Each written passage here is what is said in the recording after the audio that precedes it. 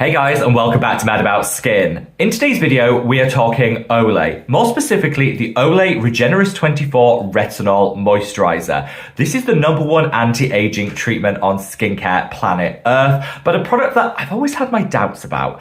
I've always suspected that maybe not everything is as it seems when it comes to this product, and thanks to a little change in legislation, we now know the truth. Well, we're talking about it all in today's video, so sit back, relax, let's talk the truth of the Olay Retinol. Now, before we get into today's video, I've just got a cheeky little request from you guys, and that's to say, if you feel able to, if you could share this video as wide as possible, because I want everyone to understand some of the shady and underhand tactics which brands employ to entice us, the consumer, to buy their skincare products. This isn't just limited to Olay. There's a lot of brands that do similar things like this, but I thought this was a great talking point because it's something that's very current, and I think exposes some of the things that are going on in the industry.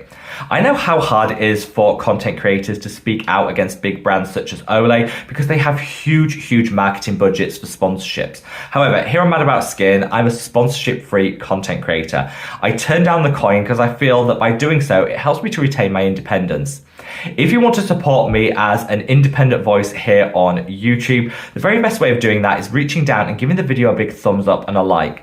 The more likes the video gets, the more widely YouTube will distribute it on its platform. So just from the bottom of my heart, love to each and every one of you. Now, without further ado, let's cut that waffle, delve straight on in. So very quickly, let's talk the road traveled so far. So Olay launched their Regenerist 24 Retinol Moisturizer quite some time ago, and they plowed millions of dollars into promoting it. Quickly, it became the best-selling anti-aging treatment in the world, and it's retained that spot for the years since.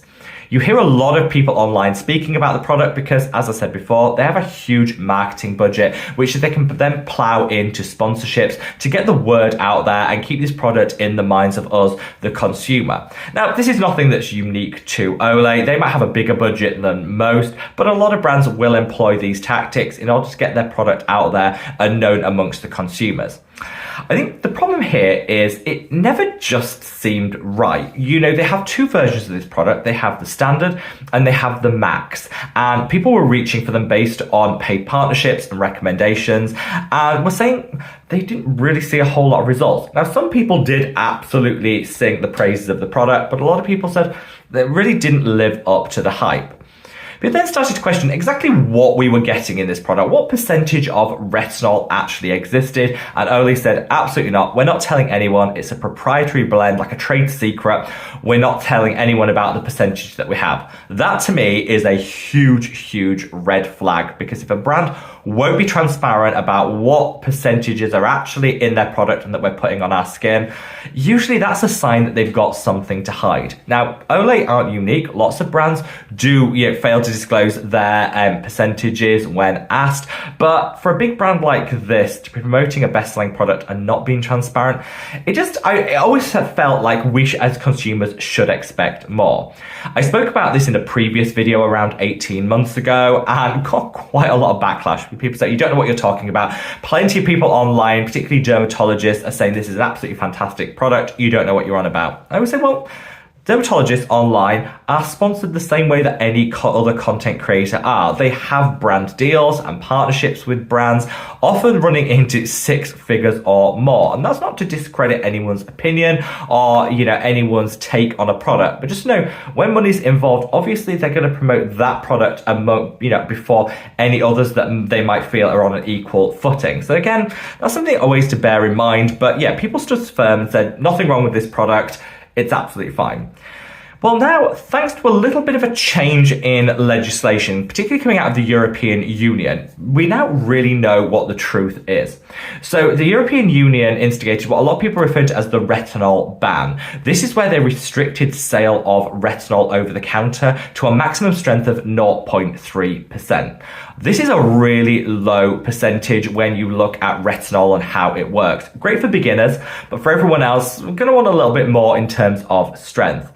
As a result, lots of brands started scrambling to reformulate. You saw The Ordinary come out with their Retinol product. Retinol isn't limited the way retinol is. And you saw some other brands either remove their products from sale in the European Union or do a reformulation to accommodate these new rules. Well, Olay did neither of those. They said they didn't need to because their product already complied with the new restrictions, and recently they just refiled their paperwork and said we are good to go.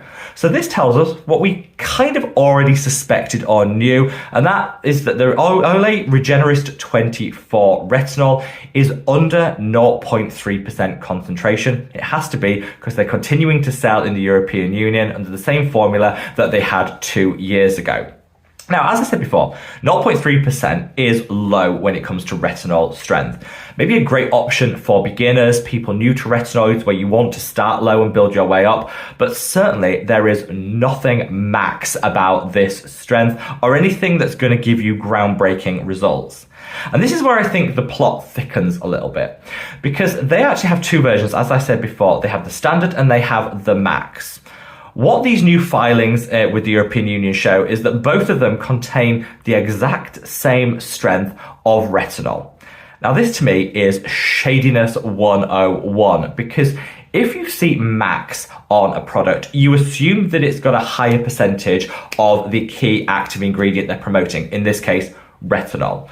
I don't think there's anyone out there that would assume anything different to the max indicating a higher strength of the key ingredient that they're marketing and promoting.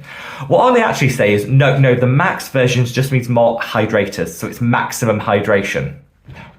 No, Olay, no, need to do better. Nobody read your marketing and thought, yes, that's it, more hydration. No, they thought they were getting a better dose of retinol and they were charging more for this max version when actually all you were getting was a little bit more, glycerin or humectants or whatever they were putting in there to just up the hydration levels a little bit.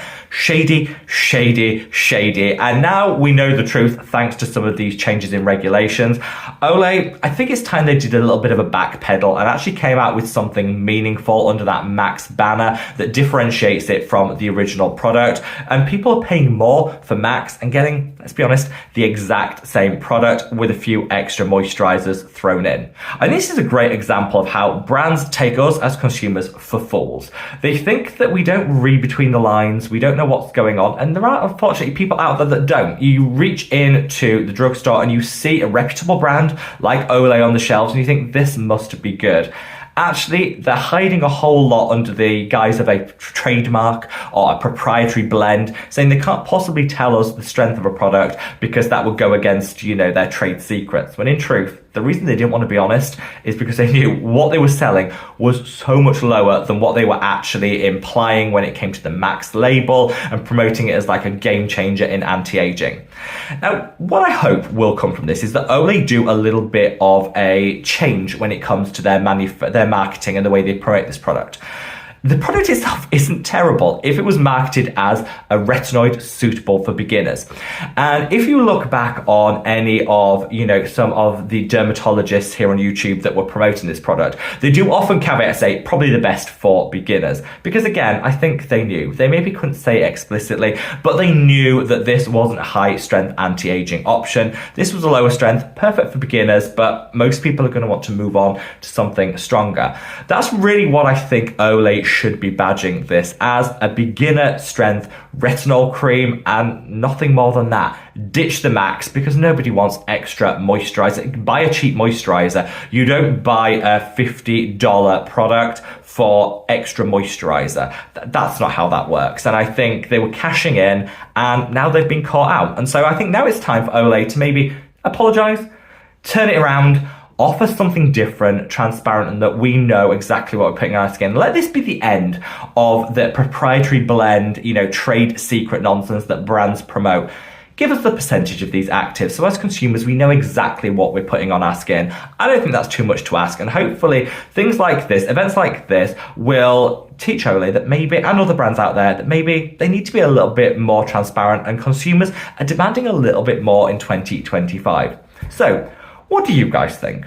Do you think we should just accept this because it's what all brands do and therefore what's the drama? Or do you think actually Olay and other shady marketing going on from other brands should be called out? Because at the end of the day, as consumers, we should deserve and demand better. For me, I won't be shopping Olay. I don't like this style of marketing. I don't like the way they approach their product. To me, I just think if I'm going to direct my coin that I've worked so hard to earn, I want it to be with brands such as this. This is Geek and Gorgeous.